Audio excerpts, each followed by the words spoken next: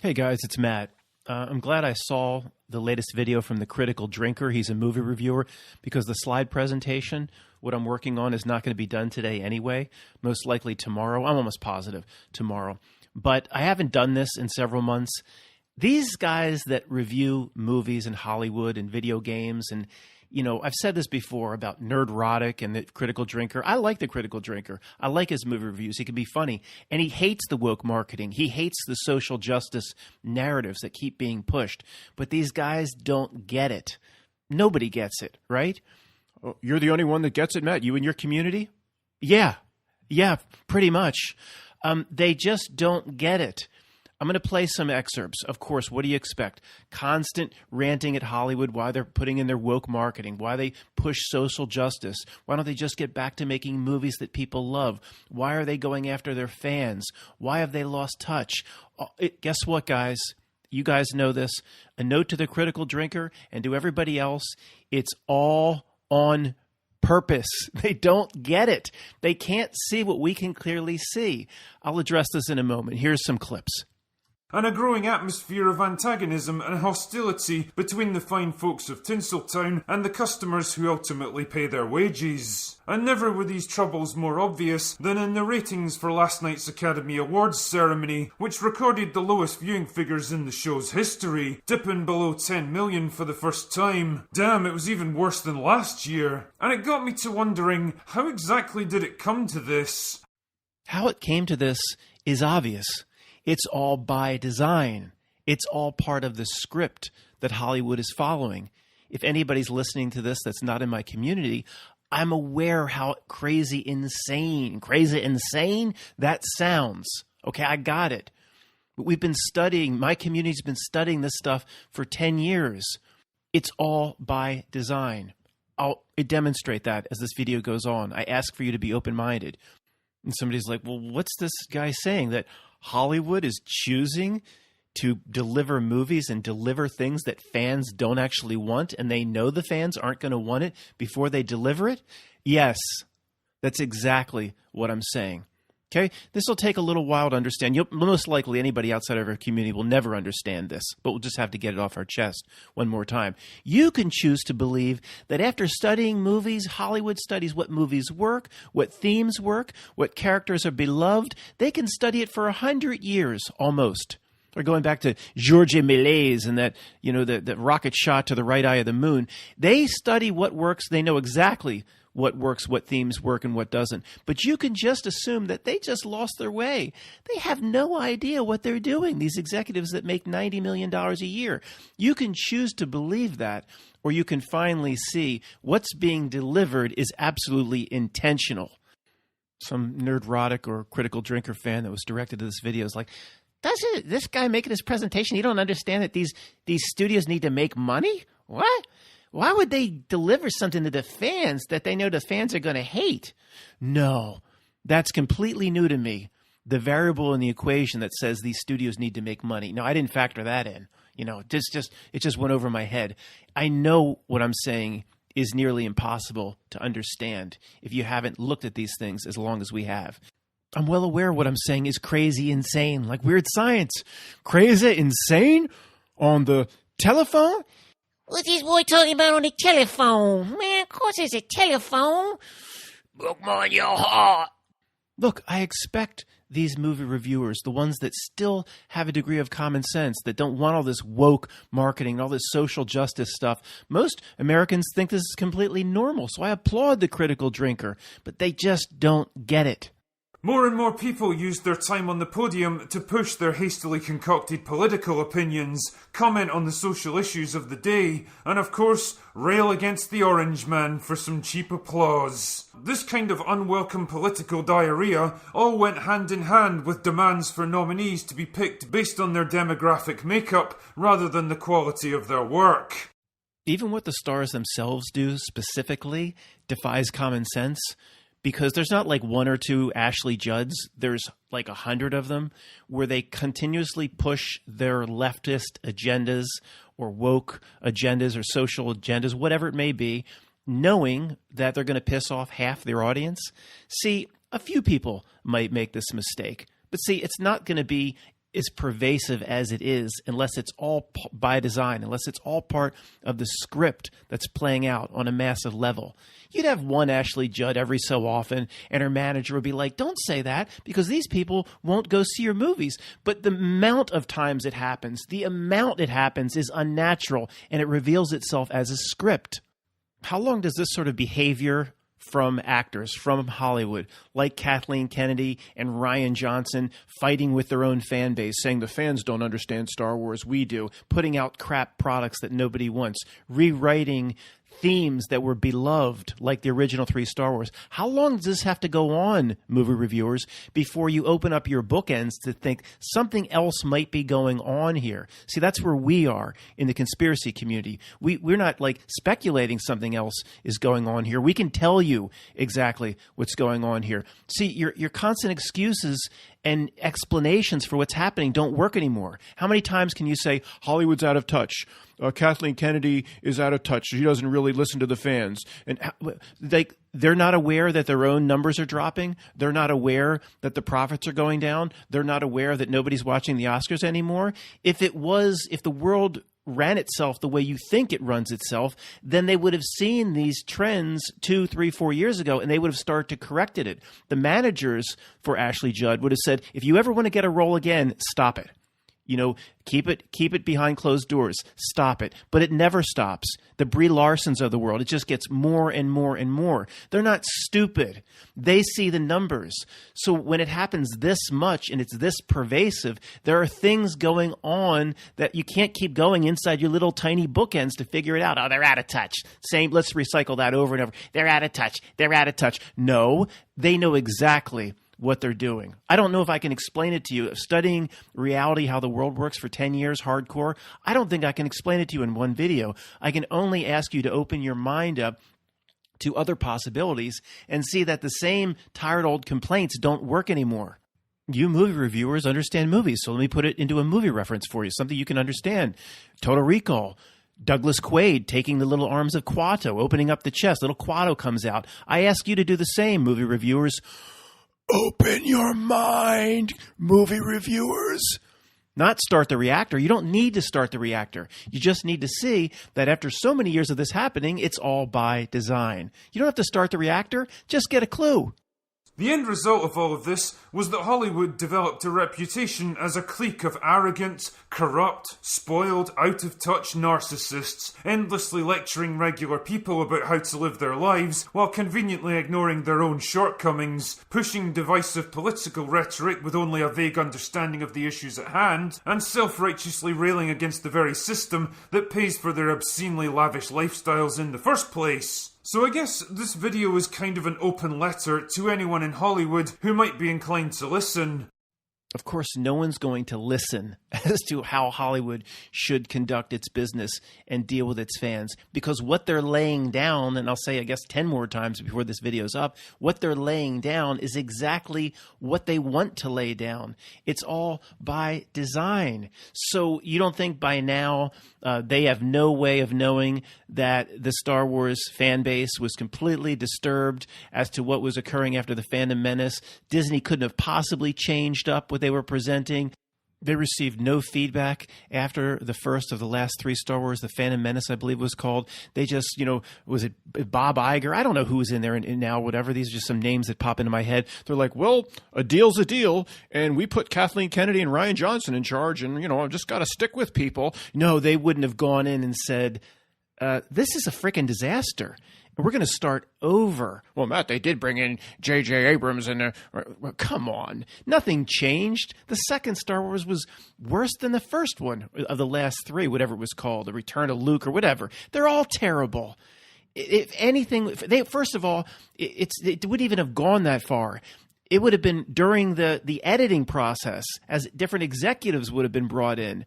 They would have identified it immediately as a piece of shit. I'm just talking about one movie now, not the destruction of all franchises. They've all been destroyed. Oh, what a coincidence. The Terminator franchise has been destroyed. Every beloved franchise has been destroyed. Alien has been destroyed via Prometheus. Oh, Hollywood just doesn't know what they're doing anymore. When it's clear to see that an 8th grade Dungeons & Dragons club and pick a middle school anywhere in the Midwest, could storyboard these movies better than supposedly the greatest creative minds in the world, then it's on purpose. How bad would it need to get before these movie reviewers see kind of more what we see, that something is not right here and the same tired old excuses just don't work anymore, like they've lost their way or they're out of touch with their fans? How bad would it have to get? Like if you went to see The Phantom Menace and instead of what you saw, which was almost as bad as what I'm about to describe, say it was the puppet show from The Sound of Music. The lay-o, the lonely goat. Let's just say instead of the sheep on the strings, it was Darth Vader's son, or it was Han Solo's son, that weak little character, and whatever, Rey and Poe, and he was on strings, lay-o, lay-o, and that's what they presented with a little bit of special effects, big, hairy, Chewie. Would you think that that's the best they could do? See, how bad does it have to get before you put other things on the table? Stop trying to lecture us. Stop pretending to care about things that you absolutely don't take a minute out of your life to actually support. Stop using your platform as an excuse to push your own political views. Stop trying to inject it into every movie and TV show that you produce. Guys, I'll be brief. Maybe when it happens in the first 5 or 6 or 7 movies and a few TV shows, a woke agenda, things like that, pushing certain narratives, certain lifestyle choices. You say, what are they doing here? Why are they trying to push this? When it's across hundreds and hundreds of TV episodes and movies, potentially some sort of woke or social agendas in 1,000 bits of media at this point, 1,000. You think that they just didn't realize they didn't really kind of realize the fans didn't want to see that? They still just kind of clueless to that? Or it's all by design? Actually to piss people off. That's where I'm going with this. I know that's hard for anybody coming into this channel to understand. It's actually there to piss people off. But that would mean they don't understand you're not taking into account the profit motive. I don't think I'm going to be able to explain it here in one video. All I can ask you to do is to notice that the potential explanation as to what's going on here is not the same old one that you thought. After 100 years of doing this, they know how to get the results they want. They're experts at it. They've modeled it. They have supercomputers modeling it. So when the results are actually pissing people off, they're meant to piss people off. Your entire industry exists for the purposes of entertainment. That's your job. That's your one and only objective. Ah, there you go. There you go. There's the problem with movie reviewers, with almost everybody. In examining the way something must work, just open up your little box. Here's a little box in front of me. Just open up the little box, and then inside are little things. And you just must pick from inside this tiny little box as to how things must be working. I know it seems completely insane to say that, well, if somebody's coming upon this video saying, well, what are you suggesting? That Hollywood's role is not entertainment and the profit motive? It's not entertainment while pleasing shareholders? That's exactly what I'm saying. In fact, those motives are farther down the list in 2021 than they've ever been. They have other objectives. I can't explain it to you over the next 10 minutes, what we've been looking at in this community for the last 10 years. All I can ask you to do is to continue to look at what they're putting out, the product they're putting out, the Star Wars they're putting out, how every great franchise in sci-fi is being ruined, how the pushing of lifestyle choices and social and woke marketing is invading everything. Fans are getting pissed off. I'm just asking you to notice that at some point, if it was just about entertainment and the profit motive, they would have realized maybe 5 years ago, they would have said, people are getting a little upset. We need to back this off a bit. What's happened? They've turned the knob and the dial up. Therefore, I ask you to be open-minded that something else may be going on. I can't explain it to you here. You've probably already dismissed this presentation, but you certainly would dismiss it if I told you what was really going on. And it takes about 5 years to see that. But sometimes the best way to see it is just to go down into the micro and examine one example. Or sometimes the best way to do is the opposite. Back up to the macro and look down from 50,000 feet. But let's do the micro. Star Trek Discovery is the new, quote, Star Trek that streams on CBS All Access. I guess it's now called Paramount. Now, 3 seasons, I believe, of Star Trek Discovery. In those 3 seasons, I haven't seen all the episodes, but as far as I know, there's one relationship between crew members. You know, like The Next Generation, there was a relationship between Diana Troy and Riker, and then actually Worf. She with Worf for a while, too. She gets around the Diana Troy. But the new one, the Star Trek Discovery, one relationship. It's between the Doctor, and I don't know what his name is, like Steve or something, and you know where I'm going here, and then the chief scientist, whose name's like Mike or something. Guys, I'm sorry if anybody's new to this channel. I can't say things the way other people can say things. If I get one bit out of line, you know, Andy Dufresne gets out of line at Shawshank, he's going to be slapped down into the hole. They'll ban my video. I don't know what I can say. So it's like Steve and Mike, you know, that's going on. Now, people are like, well, okay, what's the problem with that? Well, think it through, guys. It's Star Trek. I mean, come on. It's Star Trek. So let's continue to drill down on the micro. You know, before there's these announcements, they'll have like a pre-announcement show, or Star Wars, I think, brought Mark Hamill up to an audience, or they brought Keanu Reeves out as Johnny Silverhand for the Cyberpunk 2020 announcement, and there was an audience. They do things like that. Well, let's just say they did the same for Star Trek at a convention. They had a side convention, 400 people packed in, and there's going to be an announcement about a new series called Discovery. All right?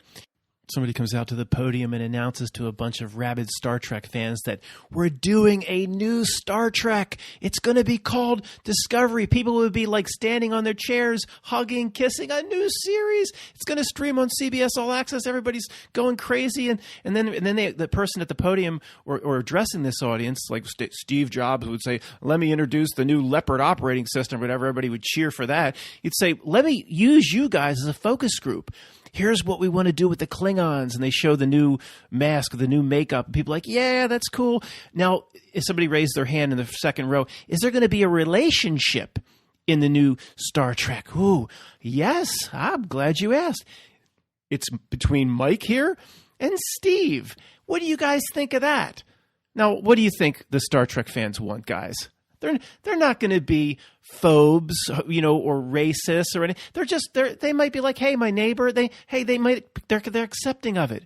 That doesn't mean they have to love it. That doesn't mean it has to be in what they most love. The Star Trek fans, they're in love with Star Trek. They have little action figures. They have posters. They have all the DVDs. They have signatures, autographs from Jean-Luc Picard or whatever his name is, Patrick Stewart.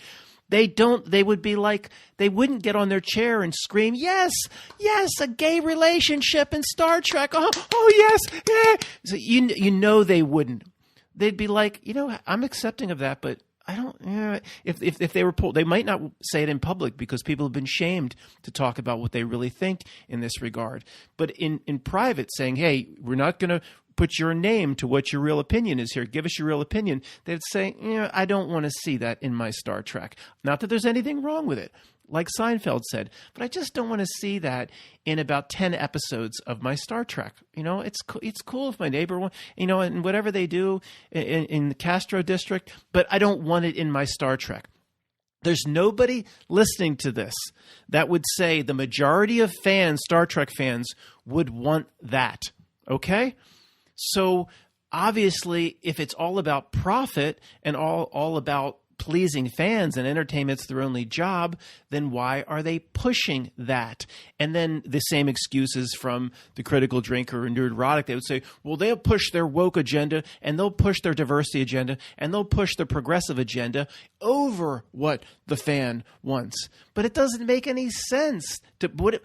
So I'm just saying they're going to be, it's not like they think they can get away with it. They're going to be aware that the fans don't want it. So they're going to be aware it's going to hurt their marketing efforts. Therefore, if it's still done and still introduced, then profit and marketing efforts potentially aren't the only thing going on here. Sorry if that wasn't the best example, but this example, I don't know how anybody can't see right through what's going on using this one example. I think it was the second Star Wars of the last three where, what's her name? Rey, who can do everything. She meets up with Luke, all right? And it's the two things that Luke does. One, I think she hands him his lightsaber, and he just takes it and just throws it over his shoulder like, I don't want to do that anymore. Just throws it away.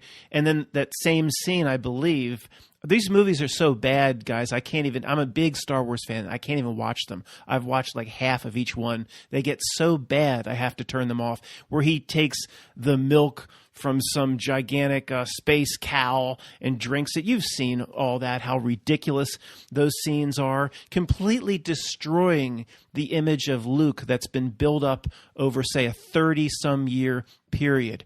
Now, there's no way possible that those scenes could have escaped the editing, could have escaped the executive review before they went out to the theater. Could have, so Kathleen Kennedy and Rian Johnson didn't have to show the movie to anybody. Bob Iger, I'm pulling these names. I don't know if he's still there, whatever. Do you want to see Star Wars before we go out? Nah, I don't want to see it. I got a golf match. I trust you, Kathleen. I trust you guys are going to do it right. Nobody needs to look at it. Even if they were keeping it, Matt, don't you know there was a tight-knit group of people that was in charge of everything with Star Wars? Then one girl or one guy in that final editing would go to the president and be like, we're about to destroy this franchise. There are scenes in this movie where no one will watch this series again, this franchise again. We're doomed if we go out with this. They'd be running to the CEO's office and just sitting outside. Mr. Iger can see you Tuesday at 5. I'll wait. There's no possible way though that movie with some of those scenes would have gone out. If you showed second graders, pick a elementary school anywhere in the Midwest, those scenes, there would have been most of the kids in the class would have just little kids would have said, you show that, you're going to destroy your whole franchise. The little kids would have been able to identify it. So guys, just thinking these executives keep making mistakes and just are out of touch. I mean, you've got to be kidding me. At least if you don't come around to what we see in the conspiracy wing of the asylum, at least come up, movie reviewers, with some new explanations to explain this stuff away instead of the same tired old explanations that didn't even work 5 years ago and certainly don't work now.